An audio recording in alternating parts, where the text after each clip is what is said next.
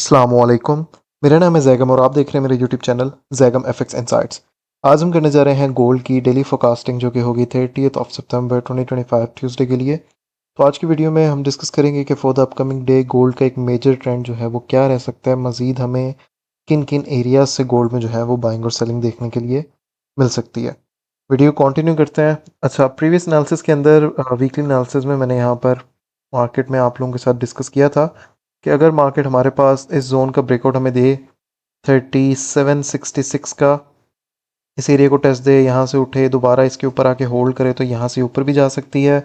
और अगर प्राइजेस हमें इसका ब्रेकआउट दे के नीचे आए, फिर दोबारा इसकी टेस्टिंग पे है, तो यहाँ से मार्केट 3766 से ही ड्रॉप भी कर सकती हैं।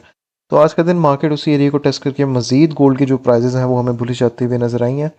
इस वक्त अगर हम स्ट्रक्चर को देखें मार्केट के M15 टाइम फ्रेम के ऊपर, तो हमें कुछ भी नाउ सिनेरियोज मार्केट के अंदर नज़र नहीं आ रहे कि प्राइजेस क्या करना चाह रही हैं। यहाँ पे स्ट्रेट हमें बुलिश का स्ट्रक्चर ही नज़र आ रहा है। ठीक है, कोई भी स्टिल हमारे पास M15 टाइम फ्रेम में चेंज ऑफ करेक्टर बिल्कुल भी नहीं है। लेकिन अगर मैं यहाँ वॉल्यूम्स की बात करूँ तो हमें यहाँ पर इन पॉइंट्स पे कुछ बहुत ही अच्छे वॉल्यूम्स देखने के लिए मिल रहे हैं, जिनकी अगर तो हम हाईस को देखें तो मार्केट वहाँ से नो डाउट ऊपर ज़रूर गई है, बट स्टिल वापस अंदर जो है वो एंटर हो चुकी है। अगर तो प्राइजेस हमारे पास फॉर द अपकमिंग डे इस एरिया का ब्रेकआउट कर देती है 3831 का M15 टाइम फ्रेम पे, तो प्राइजेस हमें मज़ीद जो है वो टुवर्ड्स बाय साइड जाती हुई नज़र आ सकते हैं। और इसका टारगेट क्या रहने वाला है उसको भी जो है वो चेक कर लेते हैं, क्योंकि अभी भी मार्केट के अंदर सेलिंग का कोई ज़ीरो सिनेरियो है, ज़ीरो चांसेस हैं। अच्छा, इसने इसी मूव की जो है ना वो टेस्टिंग दी है, तो अगले टारगेट्स आपके थोड़े से बड़े भी रहने वाले हैं। अगला मूव जो है वो आपका 50 तक की तरफ जा सकती हैं प्राइसेस, 3848 तक के लिए।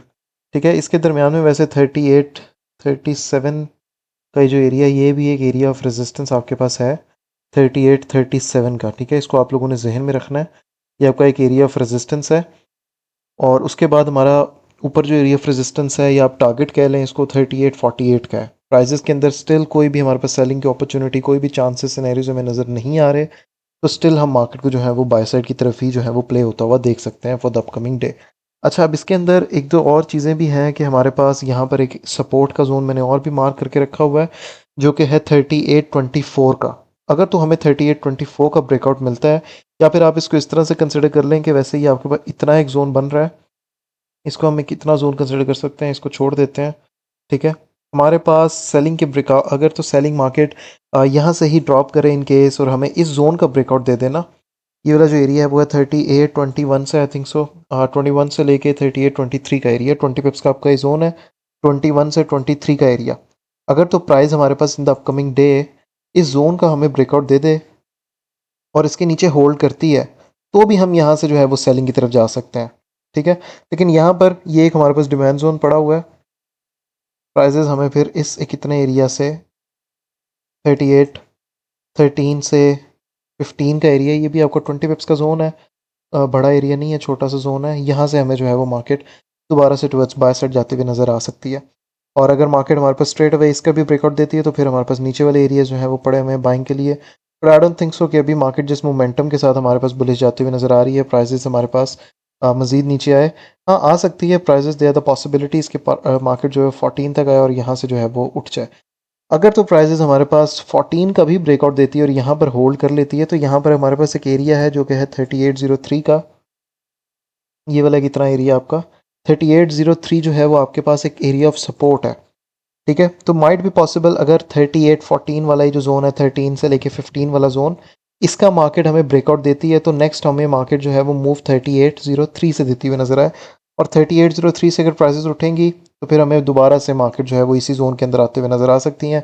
या फिर डिपेंड अपॉन दैट टाइम हमारे पास यहाँ पर अगर कोई सिनेरियो बना हो, तो फिर हम यहाँ से दोबारा से इस तरह का 803 के बाद 3803 के बाद यहाँ पर कहीं पर टेस्टिंग के ऊपर दोबारा से सेलिंग भी एक्सपेक्ट कर सकते हैं हमारे पास इस जोन तक के लिए।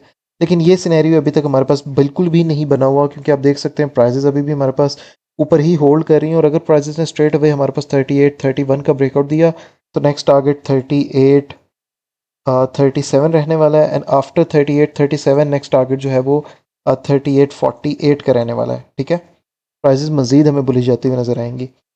इन कंडीशंस में मैं आपको यही कहूँगा कि आप लोग जो है वो लॉट साइजेस अपने छोटे यूज़ करें और प्रॉपर मनी मैनेजमेंट के साथ, रिस्क मैनेजमेंट के साथ छोटे लॉट्स के ऊपर आजकल जो है वो गोल्ड को ट्रेड करें, स्पेशली कि मार्केट बहुत ही ज़्यादा अनप्रडिक्टेबल हुई हुई है। जैसे कि यहाँ पे देखें, यहाँ से बुलिश उठने लगी, ये हमारे सिनेरियो में तो था कि अगर प्राइस यहाँ पे होल्ड करती है तो बुलिश जाएगी।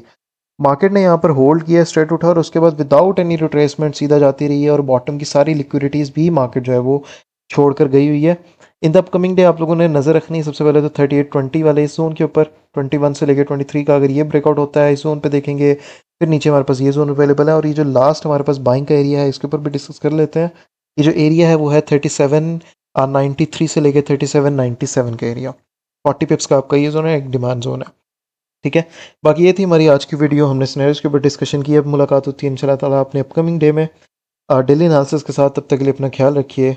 अल्लाह हाफ़िज़।